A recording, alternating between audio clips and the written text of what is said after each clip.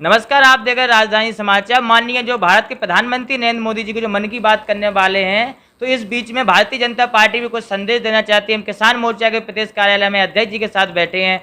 क्या कहना चाहते हैं जिस प्रकार से माननीय मोदी जी मन की बात करें, कब करेंगे, क्या सूचना मिली आपको ऊपर से?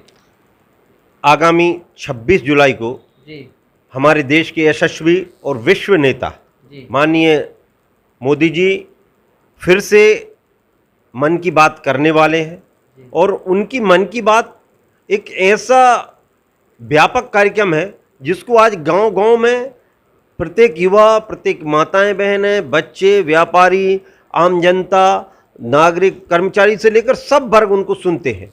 और मोदी जी मन की बात के माध्यम से एक नए जो हमारे भारत का किस प्रकार से निर्माण और जो इनोवेशन इस कोविड में भी बहुत सारी दिक्कतों के बाद भी कई लोगों ने साहसिक काम किए, उनका भी उन्होंने व्याख्यान दिया।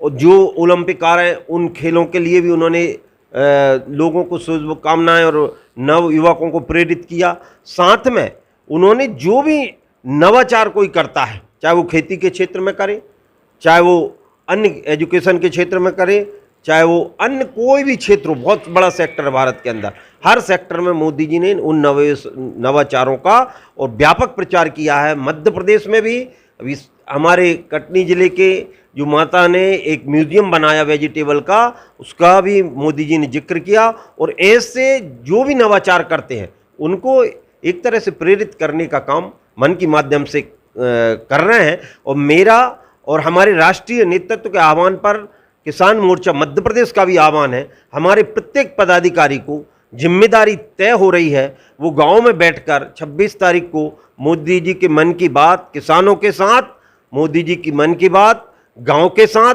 मोदी जी की मन की बात प्रत्येक नागरिक के साथ ऐसे व्यापक स्तर पर निचले स्तर से लेकर ऊपर तक के समस्त कार्यकर्ता हमारे गांव-गांव इस अभियान को चलाएंगे, बूथ-बूथ तक ले जाएंगे, जिससे उसका न केवल व्यापक प्रचार प्रसार हो बल्कि पूरे विश्व को हमारे मोदी जी के नेतृत्व में जो काम चल रहे हैं, क्योंकि ये मैं नहीं कह रहा, विश्व की सबसे प्रमुख पत्रिका अमेरिका की वो कह रही है कि विश्व का सबसे प्रसिद्ध नेतृत्व मोदी जी है और वो इसको करेंगे। यूपी में जनसंख्या नियंत्रण कानून आया, मध्य प्रदेश के विधायक रामेश्वर शर्मा जी ने पत्र लिखा सीएम साहब को, तो जनसंख्या नियंत्रण कानून का विरोध भी हो रहा है, कई लोग धर्मगुरु भी कर रहे हैं, कई मुख्यमंत्री, कई पूर्व मुख्यमंत्री भी कर रहे हैं। आप इसकी क्या राय देना चाहते हैं इससे? आप मैं सबसे पहले धन्यवाद देना चाहता हूं माननीय योगी जी को, और साथ में आह्वान भी करते हैं और मध्य प्रदेश में भी यथाशीघ्र हमारे मुख्यमंत्री जी हमेशा नवाचारों में और इस प्रकार के कृत्यों में जो